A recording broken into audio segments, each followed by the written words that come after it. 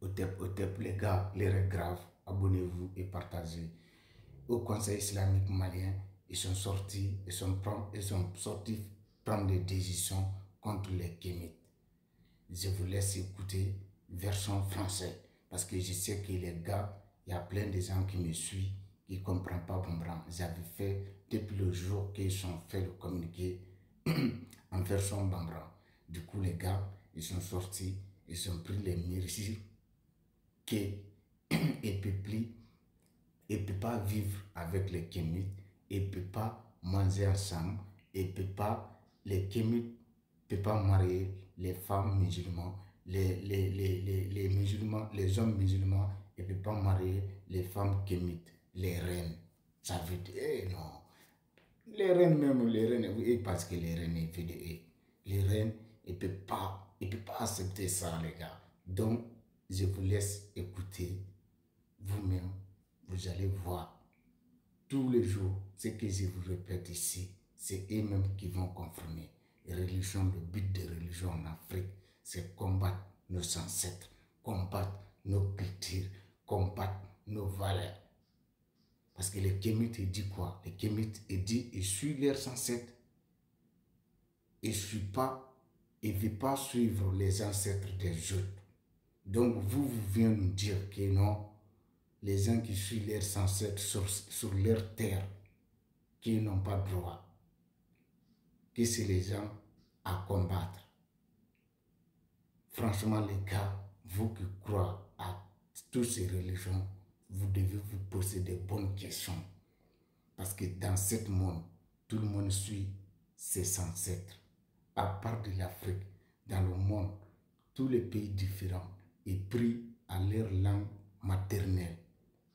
C'est nous qui ils ont venu nous faire croire, tant que tu n'apprends pas la langue de quelqu'un d'autre pour prier Dieu ou bien pour chercher Dieu, Dieu il ne va pas t'écouter. Du coup, ce qui veut dire dans nos têtes, Dieu ne comprend pas nos langues. Créateur, il ne comprend pas notre langue. C'est grave. Il faut qu'on se réveille à bout d'un moment. Trop, c'est trop.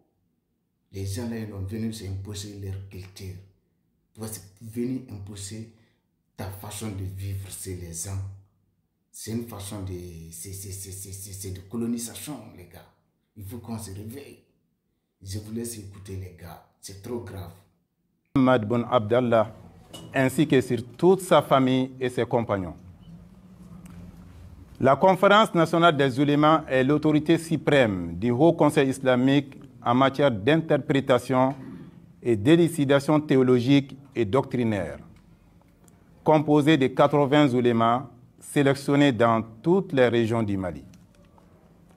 Ayant été saisis plusieurs fois par des particuliers, des associations et des membres de la communauté musulmane, aux fins de clarifier la position de l'islam à l'égard de la secte appelée les Kamites, eu égard à leur hostilité manifeste envers l'islam.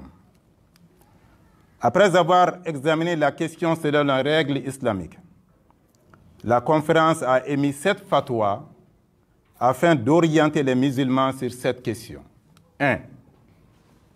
Considérant que le kamitisme est une secte hostile à l'islam, les combats et nient les piliers de la foi, tels que la croyance en Dieu, en ses anges, en ses livres, en ses messagers.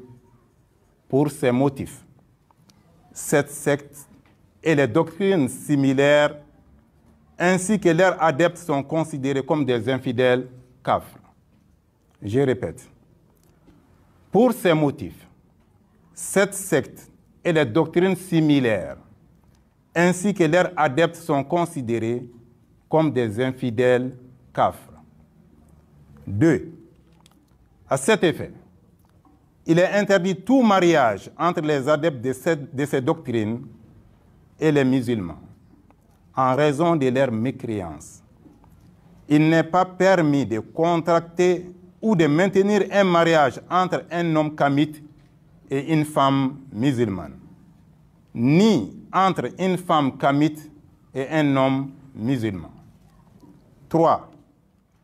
En cas de décès, Il n'est pas permis à un musulman de prier pour une personne appartenant à cette secte ou d'assister à ses funérailles pour prier pour lui.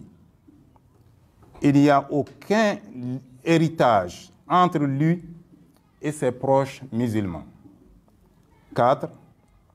Tout musulman doit se méfier des appels et des idées malicieuses véhiculées par les kamites, comme le prétendu retour aux traditions et valeurs des ancêtres et d'autres idées tendant à conduire la personne à nier les piliers de la foi en islam et à devenir mécréante. 5.